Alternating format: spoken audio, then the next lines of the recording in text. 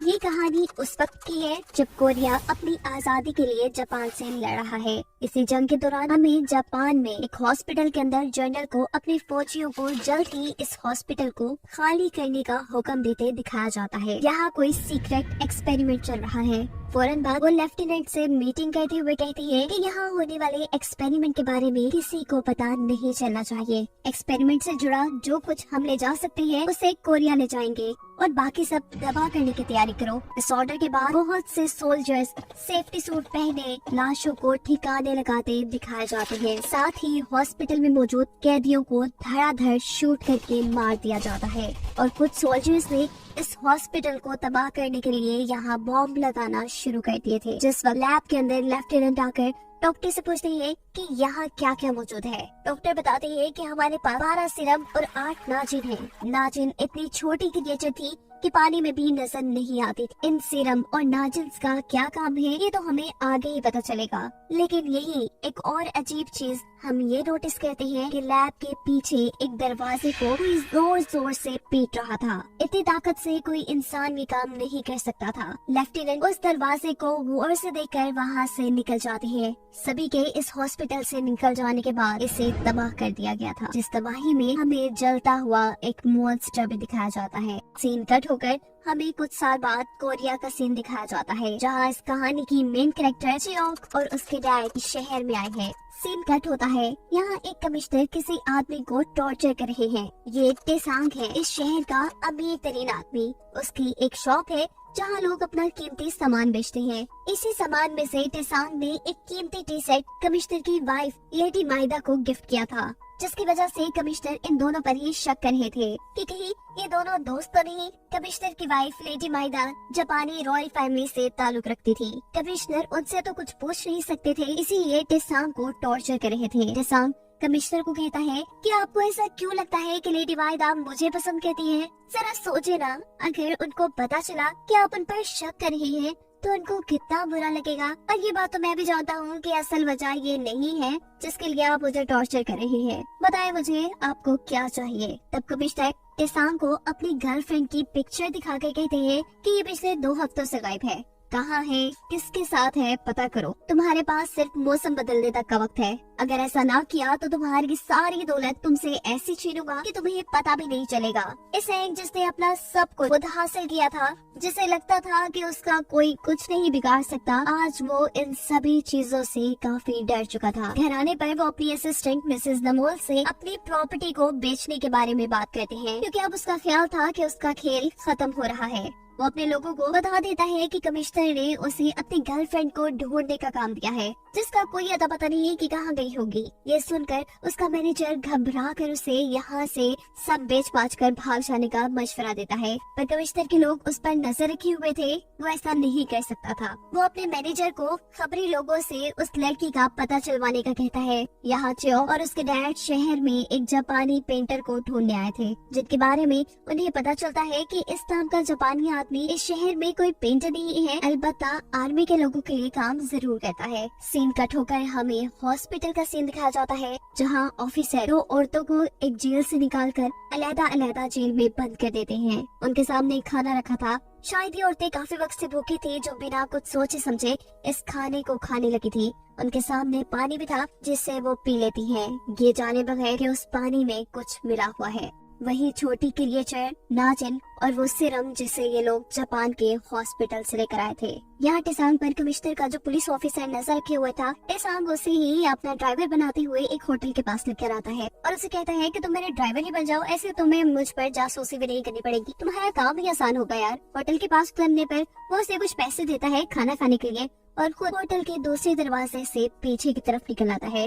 वो जानता था कि कोई और इसका पीछा कर रहा है और ये चियोक थी, जिसके ऊपर वो गन तान देता है। वो उससे पूछता है कि तुम किसके लिए काम कर रही हो, यहाँ क्या करने आई हो, क्या तुम मुझे मारना चाहती हो। इन दोनों के दरमियान में ये लड़ाई शुरू हो जाती है। टेसांग चियोक को जब धक्का देता है तो एक झटके से उसकी कैप उतरकर उसके बाल खुल जाते हैं। वो इतनी खूबसूरत थी कि टेसांग उसे देखता रह गया था। उससे जो चियोक के ऊपर गन तानी हुई थी वो उसे भी नीचे कर लेता है। चियोक उसे बताती है कि मैं यहाँ एक जापानी पेंटर को ढूंढने आई हूँ। टेसांग को क्योंकि चियोक पसंद आई थी इसीलिए वो उसकी मॉम और पेंटर को भी ढूंढने में उसकी मदद करने का डिसाइड करता है। वो एक होटल के अंदर वापस चला गया था जहाँ उसे उसका दोस्त जून टेक मिलता है। टेसांग उससे कमिश्नर की गुमी हुई गर्लफ्रेंड के बारे में पूछता है तो जून टेक जवाब देता है कि तुम्हें ऐसा क्यों लग रहा है कि उस औरत का मेरे साथ कोई ताल्लुक होगा या उसके गायब होने में मेरा कोई हाथ है। हाँ, पर मैं ये बात बड़े अच्छे से जानता हूँ कि कमिश्नर अब हाथ धो के तुम्हारे पीछे पड़ चुका है। वो अपनी गर्लफ्रेंड को ढूंढने का काम खुद भी कर सकता था, लेकिन उसने तुम्हें अंदर इसलिए इन्वॉल्व किया क्योंकि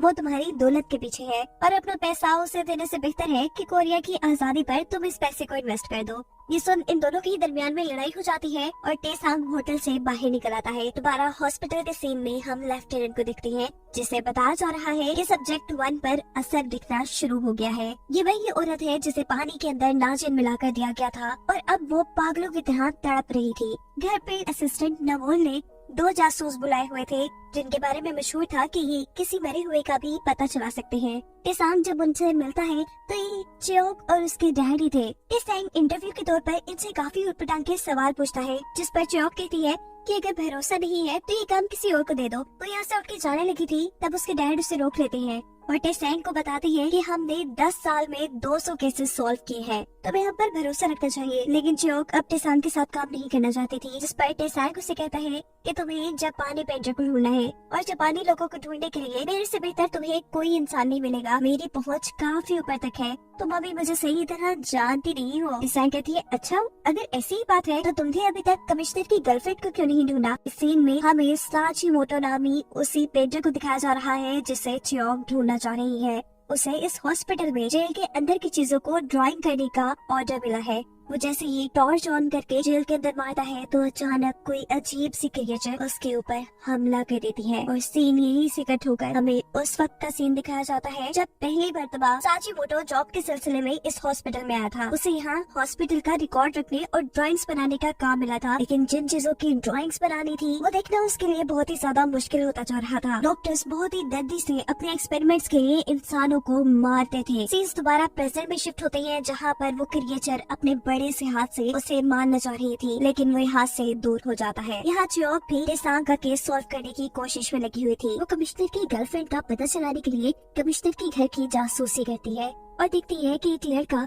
कमिश्नर की वाइफ के खुफिया पैगाम कहीं और लेके जा रहा था, जिसे चियोक पकड़ लेती है। अब अगले दिन असिस्टेंट नवोल टेसांग को बताती है कि चियोक और उसके डैड को कमिश्नर की गर्लफ्रेंड के बारे में कुछ अहम बातें पता चली है। टेसांग जब उनसे मिलता है तो चियोक बताती है कि हमें उस रिक्शा का पता चल गया है जिसमें आखिरी मर्तबा कमिश्नर की गर्लफ्रेंड को देखा गया था। टेसांग भी हैरान था कि इतने जल्दी उन्होंने इस सारी मिस्ट्री का कैसे पता चलाया। तो चियोक कहती है कि तुमने कहा था ना कि शायद वो मर गई है, तो बस हमने फिर सोचा कि आखिर उसे कौन मार सकता है। अब वो कमिश्नर की गर्लफ्रेंड थी तो कमिश्नर की वाइफ से बड़ा उसका कौन दुश्मन हो सकता था। इसीलिए हमने कमिश्नर की घर और उसकी वाइफ पर नजर रखी और उसी के एक बंदे से हमें ये सारी इन्फॉर्मेशन पता चली है। उसे आखिरी मर्तबा लेडी माइदा यानी कमिश्नर की वाइफ के घर से लेकर जियोंग हॉस्पिटल छोड़ा गया था। मैनेजर कहता है ये कैसे हो सकता है, वहाँ तो सिर्फ जापानी लोग जा सकते हैं और एक आम सी लड़की का वहाँ जाना। जियोंग इसके जवाब में कहती है कि ये बात तो अब हॉस्पिटल जाकर ही पता चलेगी कि आखिर वो वहाँ क्या कर रही है। टेसांग कहता है कि मैं ऐसे बहुत से लोगों को जानता हूँ जो हमारी उस हॉस्पिटल में जाने में मदद कर सकते हैं। टेसांग अब अपने लॉकर में से कुछ पैसे निकाल कर अपने दोस्त जूनटेक को देता है, जो उन चंद आदमियों में से एक था जिसे जियोंग हॉस्पिटल में जाने की इजाजत थी। वो कहता है कि इन पैसों को तुम अपनी मर्जी से इस्तेमाल करना, बस इसके बदले मुझे तुम्हारा आईडी कार्ड चाहिए। आईडी कार्ड मिलने के बाद जियोंग और उसके डैड अमीरों जैसे कपड़े पहनते हैं और एक लग्जरी गाड़ी में बैठकर जियोंग हॉस्पिटल के लिए निकल जाते हैं। गार्ड्स को उन्होंने जूनटेक का आईडी कार्ड दिखाकर ये झूठ बोला था कि पीछे जो लड़की बैठी है वो जूनटेक की फियांसी है। ऐसी भी हॉस्पिटल में एंट्री मिल जाती है और इस चीज की खबर कमिश्नर को भी हो जाती है कि टेसांग 3 लोगों के साथ जियोंग हॉस्पिटल के अंदर गया है। हॉस्पिटल के अंदर टेसांग एक डॉक्टर के बारे में जब रिसेप्शन से पूछता है तो पीछे प्लान के मुताबिक मैनेजर पेट में दर्द का ड्रामा करना शुरू कर देता है। यहाँ अफरा तफरी बच जाती है और सबकी नजरों से बचकर जियोंग और उसके डैड अपने काम पे लग जाते हैं। वो यहाँ रिकॉर्ड रूम में जाकर यहाँ एडमिट लोगों का पता चलाना चाह रहे थे। इन बुरी बात ये थी कि जियोंग को यहाँ काम करने वाला एक आदमी देख चुका था। बातों में यहाँ पता चलता है कि ये आदमी भी कोरिया की आजादी के लिए छुपके से लड़ रहा है। वो अब इनकी मदद करता है और ये लोग यहाँ से बाहर निकल जाते हैं। इनके रिकॉर्ड रूम से बाहर निकलने पर मैनेजर भी अपना दर्द का ड्रामा बंद कर देते हैं और जब ये हॉस्पिटल से निकलने ही वाले थे, तब अचानक हॉस्पिटल के अंदर इन्हें गोली चलने की आवाज आती है। कुछ लोग समझते हैं कि सामने आर्मी ट्रेनिंग्स हो रही है, कि गोलियां वहाँ चल रही हैं। पर टेसांग के मैनेजर को लग रहा था कि गोली हॉस्पिटल के अंदर चली है, और सच में गोली हॉस्पिटल की लैब के अंदर सोल्जर्स ने उस अजीब सी क्रिएचर के ऊपर चलाई थी, जिनको इन्होंने एक इंसान से मॉन्स्टर बनाया था। वही सिर्फ और छोटी क्रिएचर नाजिन देकर, जिनके बारे में कहानी के शुरू में भी मैं बता चुकी हूँ। ये मॉन्स्टर, ये क्रिएचर बहुत ज्यादा पागल हो चुकी थी। एक जख्मी सोल्जर को वो पकड़कर जान से मार देती है। यहाँ खड़े सभी सोल्जर अब लेफ्टिनेंट के हुक्म का इंतजार कर रहे हैं कि इस खतरनाक क्रिएचर के साथ क्या किया जाए, लेकिन लेफ्टिनेंट कहते हैं कि कोई उस क्रिएचर पर गोली नहीं चलाएगा, क्योंकि ये एक्सपेरिमेंट उनके लिए बहुत ही ज्यादा जरूरी था। उनकी इन्हीं बातों के दौरान जब एक सोल्जर से गलती से गोली चल जाती है, तो ये क्रिएचर उसे पकड़कर अपने टेंटिकल उसके जिस्म में घुसाकर उसे मार देती है। ये देख लेफ्टिनेंट तो काफी ज्यादा खुश हो चुके थे, क्योंकि उनका एक्सपेरिमेंट जो कामयाब हो चुका था, वो ऐसे ही एक खतरनाक क्रिएचर बनाना चाहते थे जिनसे उनकी आर्मी स्ट्रॉन्ग हो जाए। सीन कट होकर हमें हॉस्पिटल के अंदर ये चियोक और उसके डैड को दिखाया जाता है, जो टेसांग को कह रहे हैं कि उन्हें एक रात के लिए इस हॉस्पिटल में ही रुकना है। टेसांग पूछता है कि तुम लोग करना क्या चाह रहे हो। चियोक बताती है कि इस हॉस्पिटल के बेसमेंट के अंदर मिलिट्री वार्ड है। वो एक तरह की लैब है जहाँ कुछ एक्सपेरिमेंट चल रहे हैं। कोरिया के मासूम लोगों के ऊपर ये एक्सपेरिमेंट किए जाते हैं, और जो लोग यहाँ आ जाते हैं वो कभी वापस नहीं जाते। मुझे लगता है कि कमिश्नर की गर्लफ्रेंड भी वही होगी। अब यहाँ सफाई करने वाला वो आदमी जिससे पहले चियोक की मदद की थी, वो भी इन्हें बताता है कि मेरा भाई भी काफी साल पहले इसी हॉस्पिटल के अंदर आया था, और आज तक वो वापस देखा नहीं गया। मैं भी उसे ढूंढने के लिए यहाँ आया हूँ। जिसके बाद टेसांग और इसका मैनेजर भी इस रूम से निकलते हैं, पर अफसोस उसे यहाँ का एक डॉक्टर देख लेता है। इससे पहले कि ये दोनों पकड़े जाते, एक नर्स आकर इस डॉक्टर से कहती है कि ये दोनों डॉक्टर टाकाहाशी के पेशेंट है, इसीलिए यहाँ खड़े हैं। शुक्र इस नर्स ने उन्हें बचा लिया था। वो उनसे कहती है जल्दी इस हॉस्पिटल से बाहर निकल जाए। आज जितने भी विजिटर आए थे उनको इमरजेंसी में हॉस्पिटल से निकाला जा रहा है। ये नर्स में क्योंकि कोरियन थी, इसीलिए उनकी मदद कर रही थी। नीचे लैब के अंदर वो क्रिएचर तो जैसे पागल ही हो गई थी, और अब लेफ्टिनेंट सोल्जर से कहते हैं कि लेवल 4 की तैयारी करो और यहाँ नाइट्रोजन लेकर आओ। सोल्जर लैब के अंदर क्रिएचर की जेल में नाइट्रोजन गैस फैला देते हैं, जिससे वो बेहोश हो जाती है, और उसके बाद एक कंटेनर में कैद करके उसे यहाँ से बाहर निकाल लेते हैं। ऊपर चियोक देखती है कि हॉस्पिटल में जगह जगह नो एंट्री के साइन लग चुके हैं और हॉस्पिटल बंद हो चुका है। ये क्रिएचर जिसे अब नाइट्रोजन से बेहोश करके एक कंटेनर में रखा गया था, उसकी बॉडी के अंदर से अजीब स्पोर्स निकल रहे थे, जो जैसे ही किसी की बॉडी के ऊपर टच होते हैं तो उसकी बॉडी शदीद इन्फेक्टेड हो जाती है, जख्मी हो जाती है। इस जेल में मौजूद सभी कैदी चंद ही मिनट में इन्फेक्शन का शिकार होकर दर्द से चिल्लाते हैं।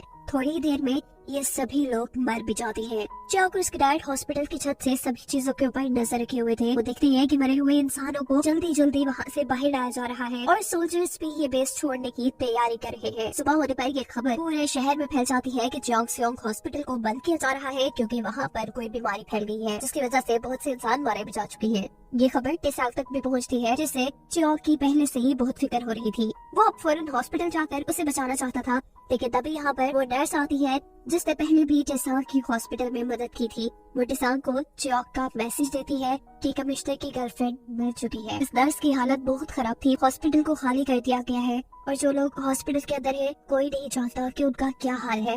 वो जिंदा है भी या मर गए, कुछ पता नहीं। ये नर्स भी कोरिया की आजादी के लिए लड़ रही थी, और इसके सीनियर भी, जो इस हॉस्पिटल के अंदर होने वाले कामों का जब पता चलाने के लिए अंदर गए, तो वो भी वापस नहीं आए। वो टेसांग से कहती है कि हॉस्पिटल में कुछ तो ऐसा चल रहा है जिसके बारे में पता चलाना जरूरी है। सीन कट होकर अब हमें लेफ्टिनेंट को दिखाया जाता है, जो एक जख्मी सोल्जर से पूछ रहे हैं कि वो मॉन्स्टर, वो क्रिएचर कैसे दिखती है। ये सुनकर वो सोल्जर डर जाता है, और अब उसकी आंखों के सामने कुछ घंटे पहले का वो मंजर था, जब वो क्रिएचर को एक कंटेनर में बंद करके लिफ्ट के जरिए कहीं और ले जा रहे थे। क्रिएचर का कंटेनर का दरवाजा लिफ्ट में फंस जाता है, जिसकी वजह से कंटेनर में भरी नाइट्रोजन गैस बाहर निकलने लग जाती है। लिफ्ट के अंदर ही क्रिएचर को होश आ जाता है, और वो अपने एड के सभी सोल्जर्स को बेदर्दी से पकड़कर मार देती है। लेफ्टिनेंट, जो कि ये बात जानते थे कि कंटेनर की नाइट्रोजन गैस लीक हो रही है, उन्होंने जानबूझ के ही अपने सोल्जर्स को ये बात नहीं बताई थी। वो देखना चाहते थे कि क्रिएचर कैसा रिएक्ट करेगा। 2 सोल्जर उस लिफ्ट के अंदर अभी भी बचे हुए थे। एक सोल्जर दूसरे से कहता है कि जल्दी से दरवाजा बंद करो,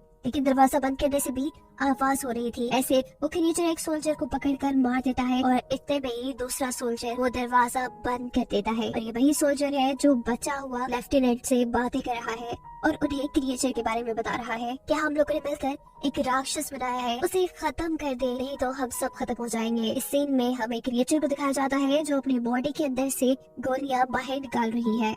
अब टेसेंग लेडी बाइदा से कमिश्नर की वाइफ से मिला था जो जापानी रॉयल फैमिली से ताल्लुक रखती थी। जोंगसेओंग हॉस्पिटल में उनकी अच्छी खासी चलती थी। वो उनसे कहता है कि वहाँ मेरे कुछ दोस्त फंस गए हैं, मुझे आपकी मदद की जरूरत है। जिस पर लेडी बाइदा उसे कहती है अगर तो तुम म्योंगजा यानी कमिश्नर की गर्लफ्रेंड को ढूंढ रहे हो तो उसे भूल जाओ, वो अब तुम्हें कभी नहीं मिलेगी। ये सुनने के बाद टेसेंग वहाँ से उठाता है और फैसला करता है खुद हॉस्पिटल में जाने का। मैनेजर उससे कहते हैं कि आपका सबसे गलत फैसला है। हो सकता है वो जासूस लड़की यानी चियोंग आपसे झूठ कह रही हो कि कमिश्नर की गर्लफ्रेंड मिल गई है ताकि आप उसे बचाने के लिए वहाँ आए। जिस पर टेसेंग कहता है कि मैं अभी अभी लेडी बाइदा से मिला हूँ और उन्होंने भी मुझे यही बताया है कि कमिश्नर की गर्लफ्रेंड उसे हॉस्पिटल के अंदर है। यहाँ हॉस्पिटल के रिकॉर्ड रूम के अंदर चियोंग, उसके डैड और वो सफाई करने वाला आदमी जब किसी चीज की प्लानिंग कर रहे होते हैं तो अचानक उनके पीछे एक सोल्जर आ जाता है।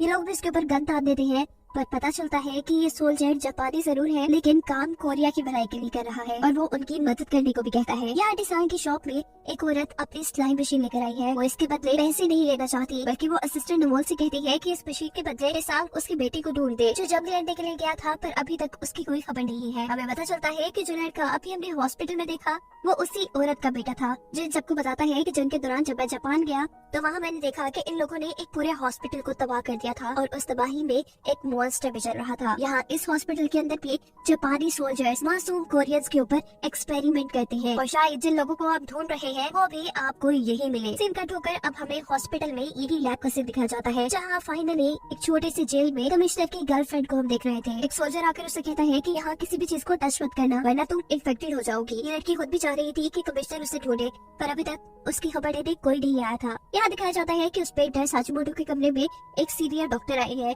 जो वहाँ मॉन्स्टर की तस्वीरें देखकर पूछती है कि ये तुमने क्या बनाया है। वो कहता है कि जो मैंने जेल के अंदर देखा। अब डॉक्टर लेफ्टिनेंट से मिलते हैं और उसे कहते हैं कि आखिर इतने लोगों की कुर्बानी के बाद, इतनी मेहनत के बाद हमें क्या मिलेगा। जापान में टोक्यो के अंदर हमला हुआ है, हम जंग हार रहे हैं, इस क्रिएचर के इस्तेमाल से हम जंग का रुख बदल सकते हैं लेकिन अभी तक हम ऐसा क्यों नहीं कर रहे। इस पर लेफ्टिनेंट जवाब देते हैं कि ये क्रिएचर ठीक मेरे पाँव के नीचे है जिसे अभी तक हम कंट्रोल नहीं कर पाए। यही दूसरी तरफ वो छोटा सोल्जर चियोंग को लैब का नक्शा बना कर देता है और बताता है कि लैब के अंदर उसने कमिश्नर की गर्लफ्रेंड को कहाँ देखा। वो अब एक वेंट के रास्ते आखिर बेसमेंट में मौजूद लैब तक पहुंच जाती है जहां जाते ही उसे जोरदार झटका लगा था। वहां कंटेनर्स के अंदर इंसानों के चेहरे, छोटे छोटे बच्चे और पता नहीं क्या क्या बंद था। जेल के अंदर बहुत सी औरतों और बच्चों को भी कैद किया गया था। दूसरी तरफ दिखाया जाता है कि टेसेंग को उसके किसी दुश्मन ने मारा था। वो जख्मी था लेकिन अभी भी हॉस्पिटल जाने की जिद कर रहा था। यहीं पर एक औरत उसके घर साचिमोटो को लेकर आती है, उस पेंटर को जो जोंगसेओंग हॉस्पिटल के अंदर काम करता था।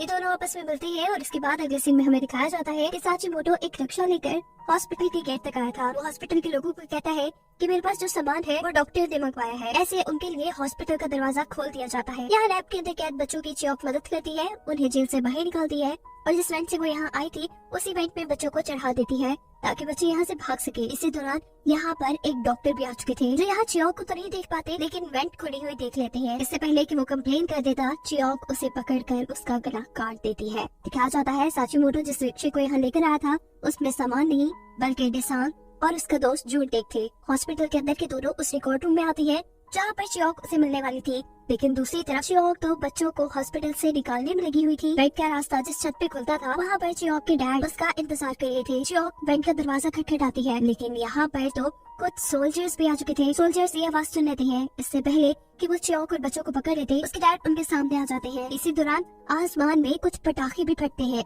जिसको देखने के बाद चियोंग के डैड सभी सोल्जर्स को मारना शुरू कर देते हैं क्योंकि ये पटाखे एक तरह का सिग्नल था टेसेंग की तरफ से कि वो यहाँ इनकी मदद को पहुँच चुका है। इससे पहले कि एक सोल्जर चियोंग के डैड को मार देता, यहाँ टेसेंग आकर उसे अपनी गोली से मार देता है।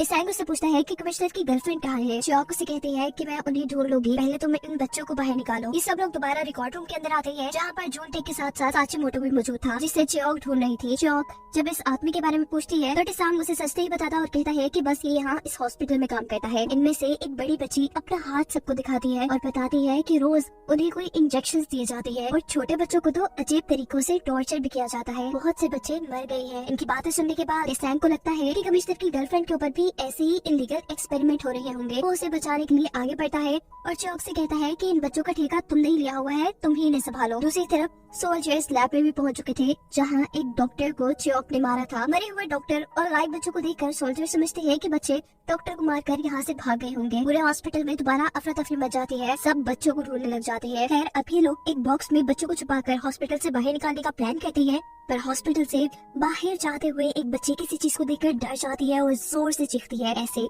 उनके प्लान में गड़बड़ी आ जाती है। सोल्जर्स बच्ची की आवाज सुन चुके थे, इसीलिए जगह जगह छापे मार रहे थे। यही चियोक और टेसांग साचिमोटो के कमरे में थे जहां अजीब अजीब तस्वीरें देखकर वो डर जाती है। ये मॉन्स्टर्स की तस्वीरें थी।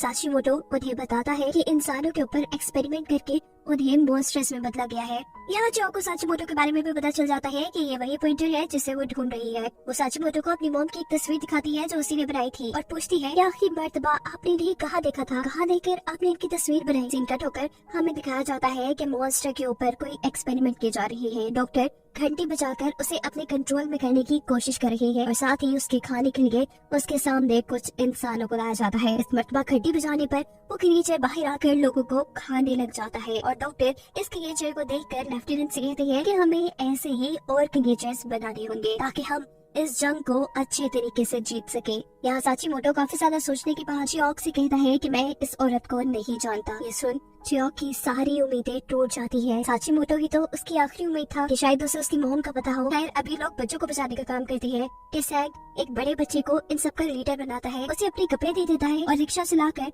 इस हॉस्पिटल से बाहर चले जाने को कहता है। जबकि दूसरी तरफ वो सोल्जर जिसने एक बच्चे की चीखने की आवाज सुनी थी वो आकर सभी सोल्जर्स को लेकर साचिमोटो के रूम की तरफ निकल जाता है जहाँ रूम चेक करने पे उन्हें कोई भी नहीं मिला था। सोल्जर्स अब साचिमोटो से माफी मांगते हैं चेक करने के लिए, जबकि दूसरी तरफ बच्चे रिक्शा चलाते हुए इस हॉस्पिटल से बाहर निकल चुके थे। सोल्जर्स ने उन्हें ये सोचकर नहीं रोका था कि अगर रिक्शा हॉस्पिटल से बाहर की तरफ जा रहा है तो खतरा नहीं होगा। बच्चे पहुंच जाते हैं टेसांग के घर और वो मैनेजर को टेसांग की चिट्ठी देते हैं। ये लोग समझ गए थे कि ये बच्चे हॉस्पिटल से आए हैं। इधर आधी रात में लेडी माइडा डॉक्टर से मिलने के लिए चियोंगसेओंग हॉस्पिटल पहुंचती है। डॉक्टर पूछते हैं कि इतनी रात को आप यहाँ, और लेडी माइडा बताती है कि टेसांग इस वक्त इस हॉस्पिटल के अंदर है। ये सभी लोग अभी तक रिकॉर्ड रूम में थे। आज रात इन्होंने यही रुकने का डिसाइड किया था। सुबह होने में 3 घंटे थे और ये 3 घंटे के अंदर अंदर अपना मिशन पूरा करके यहाँ से जाना चाहते थे। ये व्योंगजा यानी कमिश्नर की गर्लफ्रेंड को और यहाँ फंसे सभी लोगों को बचाना चाहते थे। काम करने वाला वो आदमी जो हमेशा से इनकी मदद कर रहा था वो इनसे कहता है कि मेरी शिफ्ट अब खत्म हो गई है, अगर किसी ने मुझे यहाँ देख लिया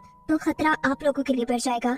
मैं चलता हूँ, लेकिन हाँ अगर आप लोग जेल तक पहुँच गए तो मेरे भाई का भी पता चला लीजिएगा। वो उसका नाम उमर और हुलिया इनको बता देता है। टेसांग चियोक और चियोक के डैड से कहता है कि आप लोग अब इस हॉस्पिटल से चले जाएं। आप लोगों का काम सिर्फ इतना ही था कि आप पता करके बताएं कि कमिश्नर की गर्लफ्रेंड कहाँ है, और वो काम आप पूरा कर चुके हैं। जिस पर चियोक कहती है कि तुमने हमारे लिए पेंटर साचिमोटो को ढूंढा है, इस लिहाज से अब हम तुम्हारी मदद करेंगे। ये लोग वेट के रास्ते दोबारा लैब के अंदर पहुँचना चाह रहे थे, लेकिन वेट के इर्द गिर्द अब सोल्जर्स थे जिन्हें ये तलवार के जरिए टेसांग मार देता है। पर दूसरे वॉच टावर से कुछ सोल्जर्स ये चीज देख चुके थे कि कोई तलवार लिए लैब की छत पे है। छत पर मरे सोल्जर्स को देखकर सिक्योरिटी अलार्म बजा दिया जाता है। यहाँ हाईलाइट हो जाता है जबकि लैब के अंदर टेसांग अब चौंक चुका था मरे हुए इंसानों के साथ और इन जार्स में छोटे छोटे बच्चों को देख के। यहाँ लेडी माइडा डॉक्टर से कह रही थी कि जिस औरत को मैंने इस हॉस्पिटल के अंदर भेजा था उसे तब तक कुछ नहीं होना चाहिए जब तक उसका बच्चा पैदा न हो जाए। लेडी माइडा के कहने पर इस लड़की को दूसरे जेल में डाल दिया जाता है और उसे बताया जाता है कि जब तक तुम्हारा बच्चा पैदा नहीं होता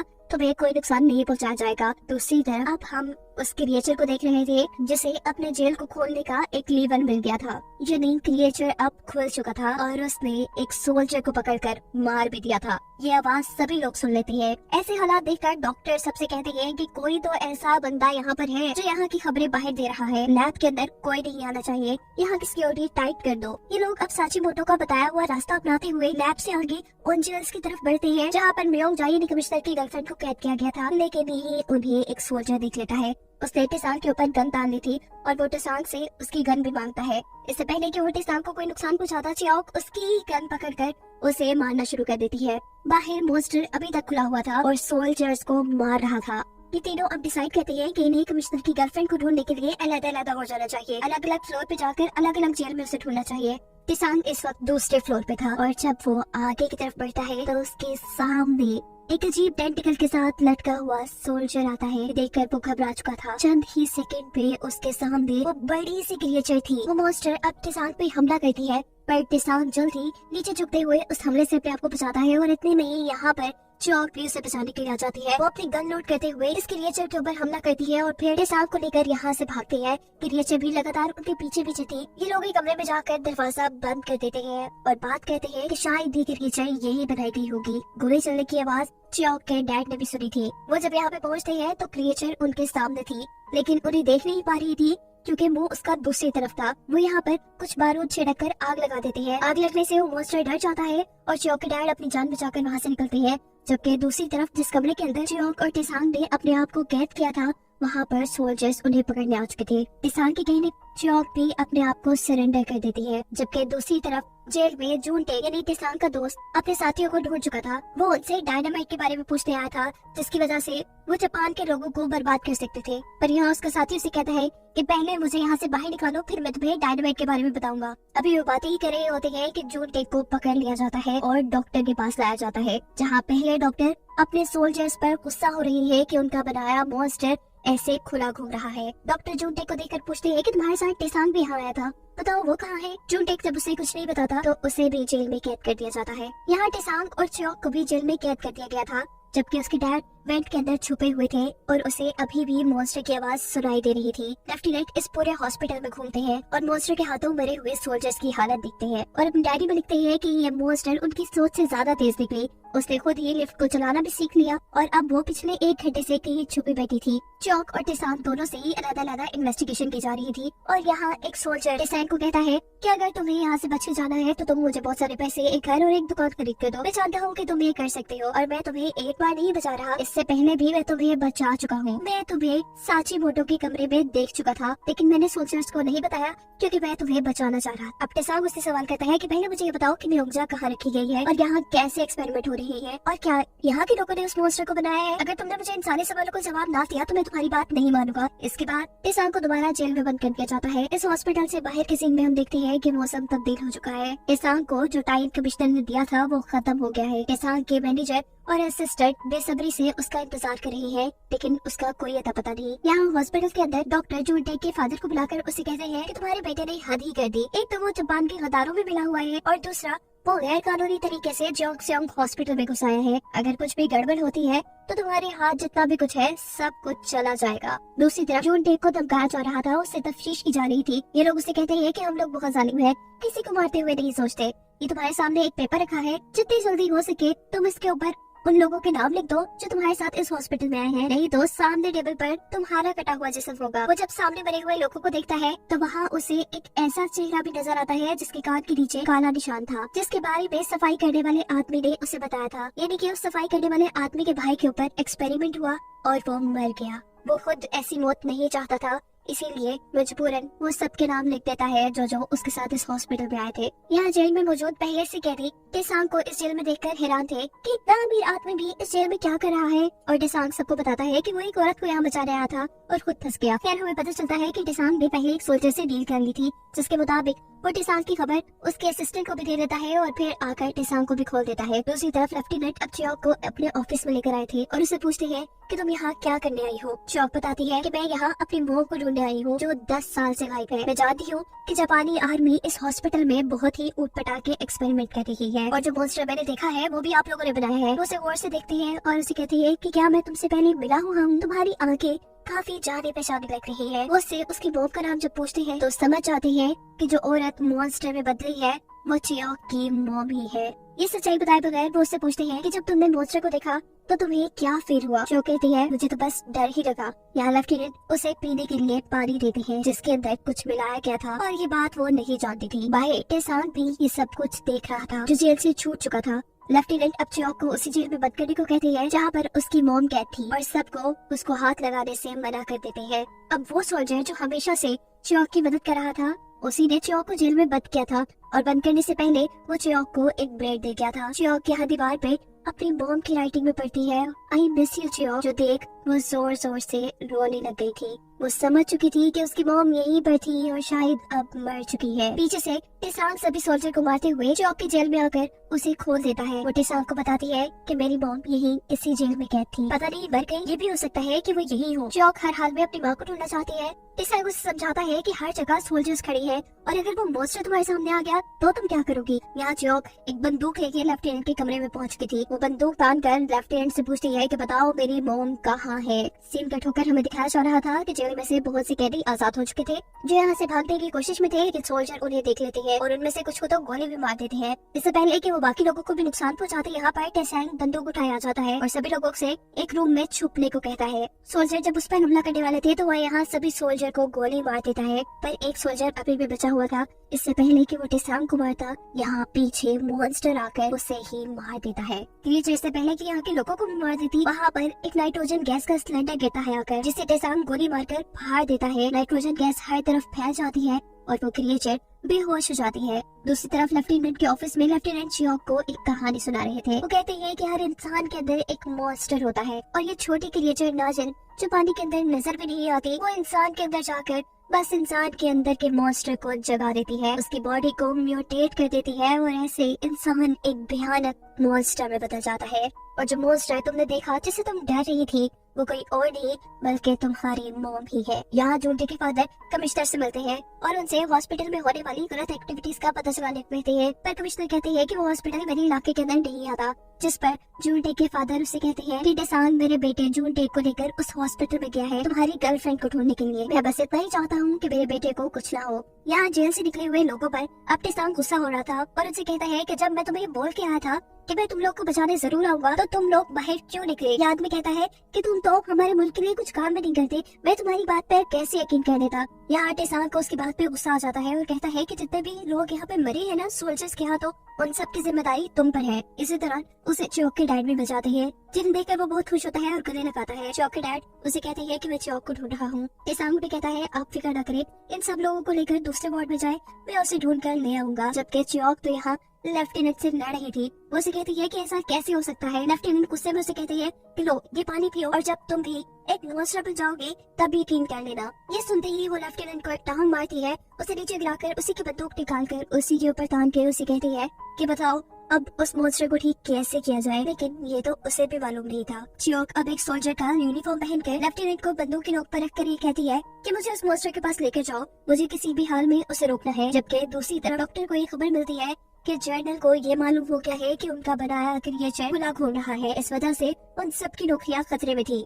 यहाँ कुछ सोल्जर लेफ्टिनेंट के सामने आती है और इनसे कहती है कि हमें आपके ऑर्डर का इंतजार है कि अगर वो मॉन्स्टर नाइट्रोजन से बेहोश ना हुआ तो हमें उसे मारना है। लेफ्टिनेंट उन्हें कहते हैं कि उस क्रिएचर को मारने का बस एक तरीका है कि उसे जला दिया जाए। हॉस्पिटल के बाहर खुफिया खबर फैल चुकी थी कि कमिश्नर की गर्लफ्रेंड को ढूंढने का काम शुरू हो चुका है और ये खबर लेडी माइता तक भी पहुंचाती है। दूसरी तरफ कमिश्नर खुद इस हॉस्पिटल तक पहुंचते हैं और यहाँ के इंचार्ज डॉक्टर से आकर कहते हैं कि हमें खबर मिली है कि यहाँ से बहुत सी औरतें गायब हो रही हैं और इसके पीछे हॉस्पिटल का हाथ है, हमें इस हॉस्पिटल की तलाशी लेनी होगी। डॉक्टर कहते हैं कि यहाँ कुछ बीमारी आई हुई है जिसकी वजह से ये हॉस्पिटल बंद है। कमिश्नर कहते हैं कोई बात नहीं, हम सेफ्टी सूट पहनकर अंदर चले जाएंगे और अगर आप इस हॉस्पिटल में रहते हुए अभी तक जिंदा हैं तो हमें भी कुछ नहीं होगा। कमिश्नर यहाँ पर एक सिक्योरिटी वैन लेकर आए थे जिसका ड्राइवर और कोई नहीं बल्कि टेसांग का मैनेजर था। ये लोग एक प्लान के तहत यहाँ पर फंसे लोगों को बचाने के लिए आए थे।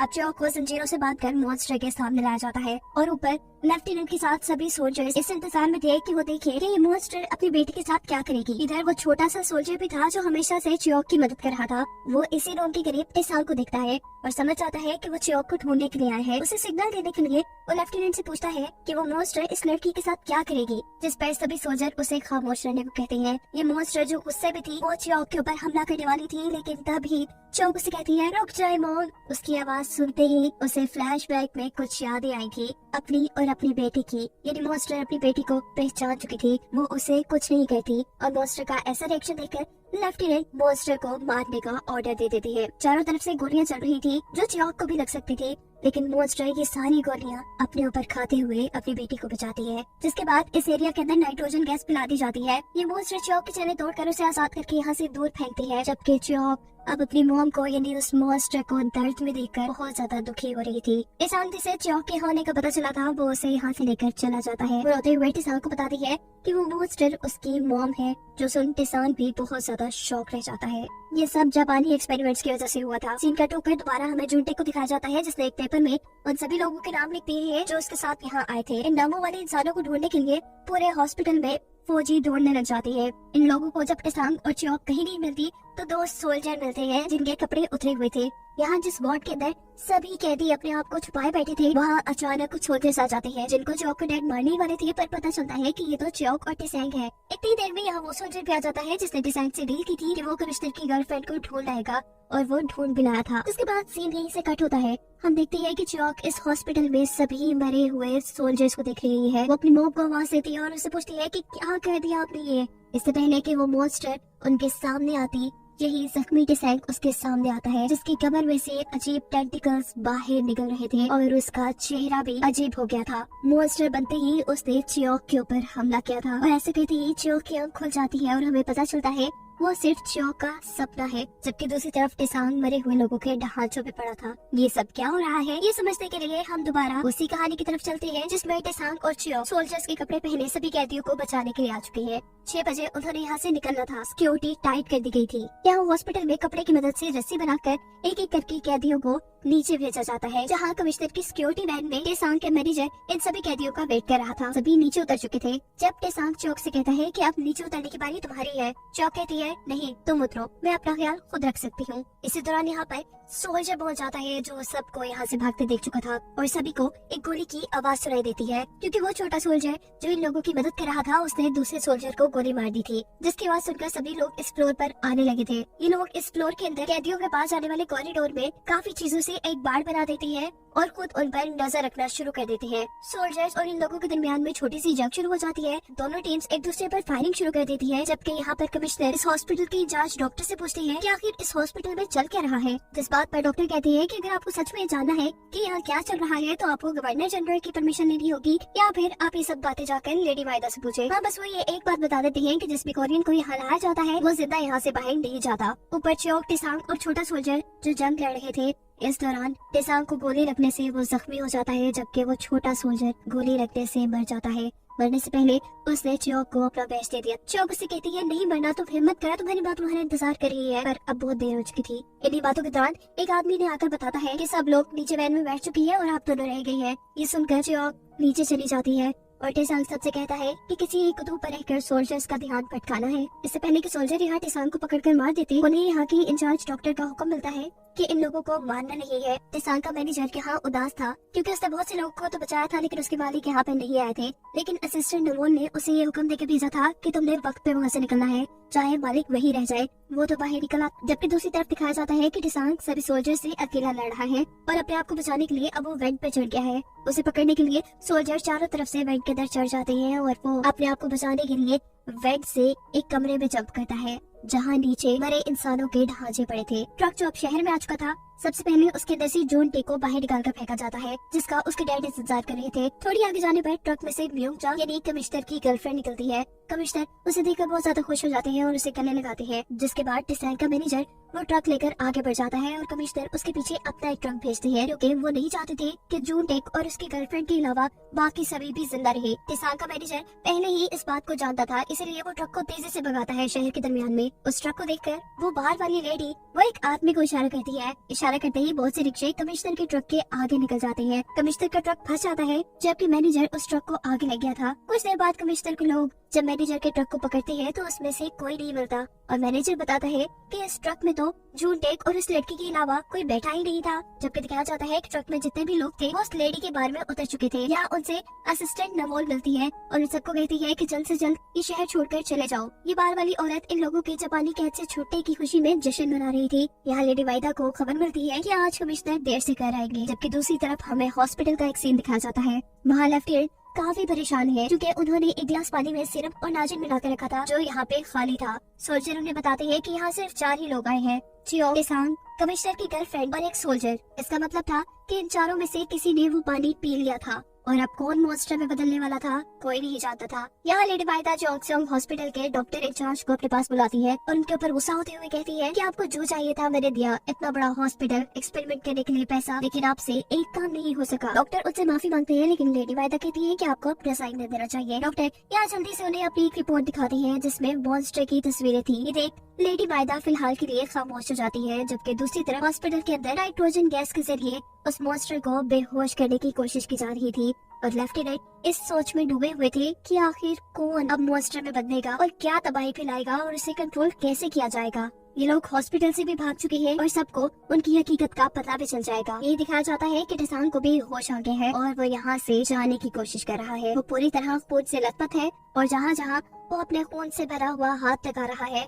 वो जगह काली होती जा रही है और ये बिल्कुल भी नॉर्मल बात नहीं है। वो औरत जो टेसांग की शॉप में सिलाई मशीन लेकर आई थी अपनी बेटी का पता चलाने के लिए, उसे उसकी सिलाई मशीन के साथ एक बैच वापस कर दिया जाता है, जिसे देखकर वो समझ जाती है कि उसका बेटा मर चुका है। और यही सीन कट होकर हमें दिखाया जाता है कमिश्नर की गर्लफ्रेंड को, जिसके चेहरे में कुछ अजीब चीज चल रही है। ये नाजिन ही है। ये लेफ्टिनेंट के ऑफिस से जिसने सिरम और नाजिन वाला पानी पिया था वो म्योंगजा ही थी। इसकी कुछ ही देर बाद हम देखते हैं कि खून में लथपथ म्योंगजा सड़क पे चलते हुए आदमी को बेदर्दी से मार चुकी है। उसे अपनी कुछ पुरानी यादें आ रही है जिसमें लेडी बाइदा ने उससे कहा था कि वो कमिश्नर के बच्चे की मां बनने वाली है, इसीलिए उसे जोंगसोंग हॉस्पिटल में रखा जाएगा ताकि उसकी खूब देखभाल हो। लेकिन यहाँ पर तो उसके साथ बहुत जुल्म किया गया था। यहाँ लेडी बाइदा अब मॉन्स्टर को देखने के लिए हॉस्पिटल के अंदर जाती है, लेकिन लेफ्टिनेंट डॉक्टर से कहते हैं कि ऐसी किसी औरत का यहाँ आना मना है। डॉक्टर लेफ्टिनेंट से कहते हैं कि ये लेडी बाइदा है और इन्हीं की बदौलत ये हॉस्पिटल पर ये एक्सपेरिमेंट चल रहा है। मॉन्स्टर के करीब जाकर लेडी बाइदा जब उसे उसके नाम से पुकारती है तो अचानक से वो उठकर उनके ऊपर हमला करने ही वाली थी, पर उसकी शक्ल देखकर रुक जाती है। यहाँ कमिश्नर भी जब आधी रात में उठते हैं तो उन्हें अपने साथ म्योंगजा नहीं नजर आ रही थी। यहाँ दिखाया जाता है टेसांग को जो बड़ी मुश्किल से एक ऐसे रूम में आए हैं जहाँ सोल्जर्स के यूनिफॉर्म थे, वो एक यूनिफॉर्म पहन लेता है और यहीं पर उसे लेडी बाइदा भी नजर आती है। मौका देखते ही वो लेडी बाइदा से अकेले में बात करता है और उनसे मदद करने को कहता है। लेडी बाइदा उसे लेकर यहाँ से बाहर आ जाती है। गाड़ी में बैठते ही टेसांग जख्मों की वजह से बेहोश का था। यहाँ जो टेसांग की दुकान के सामने बैठी उसका इंतजार कर रही थी, पर उसके डैड उसे समझाते हैं कि शायद वो अब कभी ना आए। और यहाँ वो अपने डैड को बता देती है कि उसने हॉस्पिटल के अंदर अपनी मॉम को देखा और वो मॉन्स्टर में बदल चुकी है। यहाँ टेसांग को जब होश आता है तो उसके सामने लेडी बाइदा थी जो उसे कह रही थी कि हॉस्पिटल में तुमने जो किया तुम्हें वो नहीं करना चाहिए था, तुम्हें दूसरों के लिए अपनी जान को खतरे में नहीं डालना चाहिए था। टेसांग के असिस्टेंट नवोन को बार बार फोन आ रहे थे और बताया जा रहा था कि पूरे शहर में टेसांग के बनने की झूठी खबर फैलाई गई है। वो बहुत ज्यादा रो रही थी कि तभी यहाँ पर टेसांग आ जाता है, जिसे देखकर वो बहुत खुश होती है। टेसांग फौरन पुलिस स्टेशन जाता है। यहाँ उन सभी लोगों को रखा गया था जो कोरियंस के छुट्टे पर जश्न मनाते पाए गए थे। टेसांग कहता है कि मैं कमिश्नर से मिलना चाहता हूँ। जहाँ कमिश्नर उससे उन कोरियन लोगों के बारे में पूछ रहे थे जिसे उसने कैद से छुड़ाया था, वो उसे उनके बारे में कुछ नहीं बताता। कमिश्नर टेसांग को बताते हैं कि दिन ब दिन उसकी गर्लफ्रेंड की हालत खराब होती जा रही है, यहाँ तक कि उसने तो अपनी नौकरानी को भी मार दिया है इतने बुरे तरीके से कि उसकी आंख में एक सुराख है। इसका मतलब है कि उसने दिमाग निकाल कर खाया था। मुझे बताओ कि वहाँ क्या चल रहा है और ये म्योंगजा को हुआ क्या है, इतना बड़ा सीक्रेट टेसांग उसे मुफ्त में तो बताने वाला नहीं था। वो अपने शहर के सभी लोगों को आजाद करवा के यहाँ से निकल जाता है और कमिश्नर दोबारा उसी पुलिस ऑफिसर को टेसांग पर नजर रखने को कहते हैं जिसने पहले भी ये काम किया था। टेसांग जब चौक से मिलने के लिए आया था, चौक को वो अपना दुश्मन लगता है। इससे पहले कि चौक उसे मार देती, जब वो उसकी शक्ल दिखती है तो शौक रह जाती है। वो अब तक जिंदा था, उसकी आंखों से आंसू आ चुके थे। ये दोनों एक दूसरे को गले लगाते हैं क्योंकि अब ये दोनों ही एक दूसरे से बहुत प्यार करने लगे थे। कमिश्नर अब लेडी बाइदा के पास जाते हैं और उनसे पूछते हैं कि आखिर हॉस्पिटल में क्या चल रहा है, लेकिन लेडी बाइदा भी उसे कुछ भी बताने से मना कर देती है और कहती है कि उस लड़की से आपका कोई ताल्लुक है, मुझे इस चीज से कोई परवाह नहीं, लेकिन हाँ ये बात याद रखिए कि आपकी और मेरी शादी एक समझौता है। मुझे सिर्फ कोरिया आना था इसलिए मैंने आपसे शादी की और आपको एक बड़े खानदान का बैकग्राउंड चाहिए था इसलिए आपने मुझसे, पर मुझे इस चीज से मसला है कि एक छोटी औरत आपके बच्चे की मां बनने वाली है। कमिश्नर उससे कहते हैं ठीक है, मैं भी जानता हूँ कि आप यहाँ क्यों आई हैं, जिसके पीछे आप आई हैं वो किसी और से प्यार करता है। टेसांग असल में च्योक से प्यार करता है। ये बात कहते ही कमिश्नर रुके नहीं थे बल्कि यहाँ से जा चुके थे, जबकि लेडी बाइदा अब लेफ्टिनेंट से मिलने के लिए दोबारा हॉस्पिटल में जाती है। वो उनसे एक्सपेरिमेंट्स के बारे में पूछती है और लेफ्टिनेंट बताते हैं कि इंसानों का मॉन्स्टर में बदलना सिर्फ एक छोटी सी क्रिएचर नाजिन की वजह से हो रहा है जो उन्हें बर्फीले पहाड़ों के दरमियान में मिली। ये क्रिएचर इंसान के दिमाग में जाकर उसे कंट्रोल कर लेती है और उसे मॉन्स्टर बना देती है, बिल्कुल च्योक की मॉम जैसा, जिसके बाद वो क्रिएचर इंसानों पर हमला करके उनका दिमाग खाती है। ऐसे ही तो अब म्योंगजा भी शहर के अंदर कर रही थी। उसने उस पुलिस वाले के ऊपर हमला कर दिया था जिसको कमिश्नर ने टेसांग पर नजर रखने को कहा था। अपने आप को बचाने के लिए वो पुलिस वाला जब इसके ऊपर गोली चलाता है तो ये गोली पास खड़े टेसांग और जियोक भी सुन लेते हैं और फौरन यहाँ पर आते हैं। यहाँ की सिचुएशन देखकर टेसांग हवा में एक बारूद का गोला चलाता है जिससे कमिश्नर और सारे पुलिस वाले अलर्ट हो जाते हैं। सभी को म्योंगजा के यहाँ होने के बारे में पता चल गया था। म्योंगजा को पकड़ने के लिए पुलिस अब उसके पीछे पीछे थी और वो आगे आगे भाग रही थी, ये बोलते हुए कि मुझे मत मारो, मैं जीना चाहती हूँ। वो जंगल में आ जाती है और तभी उसके सामने कमिश्नर की गाड़ी आकर रुकती है। कमिश्नर उससे पूछते हैं कि तुमने इतने सारे लोगों को क्यों मार दिया, क्या चल रहा है तुम्हारे अंदर, और अब तुम क्या समझती हो कि इतने लोगों को मारने के बाद मैं तुम्हारे इस बच्चे को कबूल करूंगा? बिल्कुल नहीं। म्योंगजा को गुस्सा आ जाता है और वो कमिश्नर के ऊपर हमला करके उन्हें मार देती है। कमिश्नर अभी तक पूरी तरह मरे नहीं थे, उन्हें हॉस्पिटल ले जाया गया था। जबकि दूसरी तरफ लेफ्टिनेंट लेडी बायदा को बताते हैं ये मॉन्स्टर्स बहुत ज्यादा ज़हीन भी होते हैं और साथ ही ये भी देखा गया है कि उनके अंदर जज्बात भी होते हैं, क्योंकि ये मॉन्स्टर अपनी बेटी चियोक को नहीं मार पाई थी। चियोक का नाम सुनते ही लेडी बायदा समझ जाती है कि ये वही लड़की है जिसे टेसांग पसंद करता है। वो आप लेफ्टिनेंट से कहती है कि मैं तुम्हारी मदद करूंगी कि तुम इस हॉस्पिटल के इंचार्ज बन जाओ, साथ ही तुम अपने एक्सपेरिमेंट्स को भी जारी रखना। मेरे लिए बस तुम्हें इतना करना है कि तुम्हें इस क्रिएचर को ऐसे ट्रेन करना है कि ये हमेशा मेरी बात माने। यहाँ जियोक जब अपने घर आती है तो अपने घर पे डैड को नहीं देखती, बल्कि उन्हें वहाँ पर एक चिट्ठी मिलती है जिसमें लिखा था कि वो अपनी वाइफ से मिलने के लिए अब हॉस्पिटल में जा रही है। कि हॉस्पिटल के बाहर जियोक के डैड जाकर सबसे कहते हैं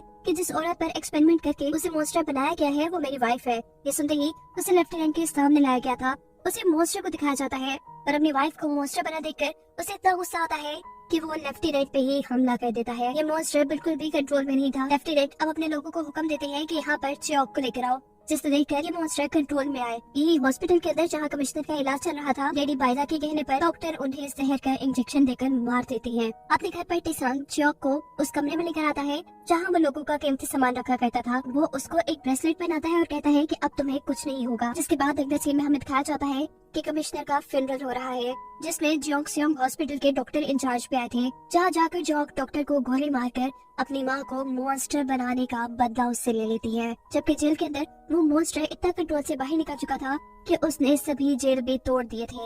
यहाँ टेसांग अपने दोस्त जून टेक से मिल रहा था, जो कोरिया की आजादी के लिए काम करता था। उनके पास एक बम था जिससे वो जापानी लोगों को मारना चाहते थे। टेसांग उनसे वो बम मांगता है और कहता है कि मैं उस बम के जरिए जियोंगसियोंग हॉस्पिटल को उड़ाना चाहता हूँ। इससे पहले कि वो आगे कुछ बात करते, बाहर वाली औरत उनको आकर बताती है कि जियोक ने डॉक्टर का मर्डर कर दिया है। लेकिन यहाँ आकर उन्हें जियोक नहीं मिलती। वो पुलिस ऑफिसर मिल जाता है जिसने काफी अर्सा टेसांग की जासूसी का काम भी किया था और जिसके ऊपर म्योंगजा ने हमला भी किया हुआ था। वो कहता है कि डॉक्टर के मर्डर के बाद जब जियोक को पकड़ा जाने लगा तो वो अचानक कहीं गायब हो गई। जियोक को पकड़ने के लिए टेसांग के घर पर भी छापा मार दिया जाता है, जो देखकर टेसांग का नौकर बहुत ज्यादा घबरा जाता है और एक जापानी आदमी को कॉल करता है और उसे कहता है कि आपने मुझसे वादा किया था कि आप मुझे यहाँ से निकाल देंगे। लेकिन जापानी आदमी बड़े आराम से फोन बंद कर देता है। ये सब कुछ टेसांग के मैनेजर ने सुन लिया था और वो समझ गया था कि उनका ये साथी उन्हें धोखा दे रहा है। जबकि दूसरी तरफ लेफ्टिनेंट का मानना था कि वो मॉन्स्टर, वो क्रिएचर भूख की वजह से कंट्रोल से बाहर हुई है और अब उसे खाना चाहिए।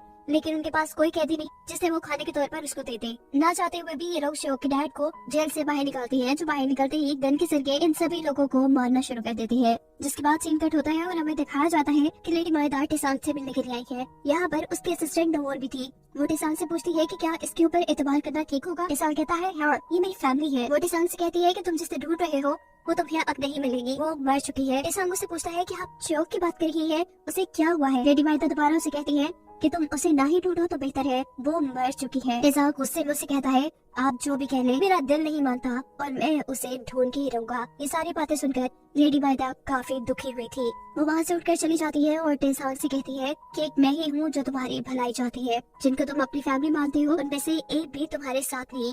थोड़ा सा टॉर्चर करने पर तुम्हारा मैनेजर तुम्हारी सच्चाई बताने को तैयार हो गया था। तुम्हारी असिस्टेंट वो, इन्होंने ही जापानियों को तुम्हारी माँ के बारे में बताया था और जो तुम्हारा नौकर वो तो जापान जाना चाहता है। इन सभी की सच्चाई खुल जाने के बाद ये तीनों ही टेसांग से शर्मिंदा थे। पर टेसांग कहता है कि ये बातें मुझे पहले से ही पता है और इन्होंने ये इसलिए किया क्योंकि ये तीनों ही जिंदा रहना चाहते थे, जैसे मैं भी जिंदा रहना चाहता हूँ अपनी माँ के कहने पे।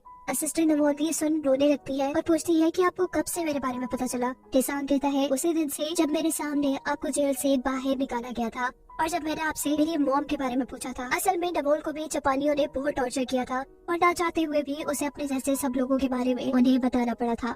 सीन कट होकर हमें दिखाया जाता है कि लेडी माइदा चियोक को गिरफ्तार करवाकर जियोंगसेओंग हॉस्पिटल पहुंचा चुकी थी ताकि उसे मॉन्स्टर का खाना बना दिया जाए और वो टेसांग और उसकी लाइफ से निकल जाए। यहाँ घर पर सभी लोग टेसांग से माफी मांग रहे थे और टेसांग का मुंह होकर टेसांग से कहता है, आप चाहे मेरा भरोसा न करें लेकिन मैं अभी भी आपके साथ हूँ और मैं जानता हूँ कि चियोक कहाँ है। अब टेसांग अपने दोस्त जूनडेक से मिलता है और काफी सारे बम लेकर हॉस्पिटल की तरफ निकल जाता है। हॉस्पिटल के बाहर कोई एक रिक्शा छोड़कर चला जाता है जिसके ध्यान में सभी सोल्जर लग जाते हैं और टेसांग मौका पाते ही हॉस्पिटल के अंदर चला जाता है। कुछ ही देर में ये रिक्शा ब्लास्ट हो चुका था जबकि अंदर की तरफ वो मॉन्स्टर पागल हुआ सब लोगों को धड़ाधड़ मार रहा था। उसे कंट्रोल करने के लिए लेफ्टिनेंट ने गन पॉइंट पर उसकी बेटी चियोक को रखा हुआ था। चियोक के डैड के अभी तक बैंक में छुपे थे। बैंक में ही टेसांग भी आता है। दोनों ही एक दूसरे पे गन तानते हैं लेकिन एक दूसरे की शक्ल देखकर अपनी अपनी गन्स पीछे कर लेते हैं। टेसांग यहाँ पर चियोक के डैड को 2 टिकट्स देता है और कहता है कि अपनी बेटी को बचाकर यहाँ से निकल जाए, लेकिन चियोक के डैड कहते हैं कि नहीं, मेरी लाइफ तो बर्बाद हो गई, मेरा तो पार्टनर भी खत्म हो गया, तुम दोनों की लाइफ अभी शुरू हुई है,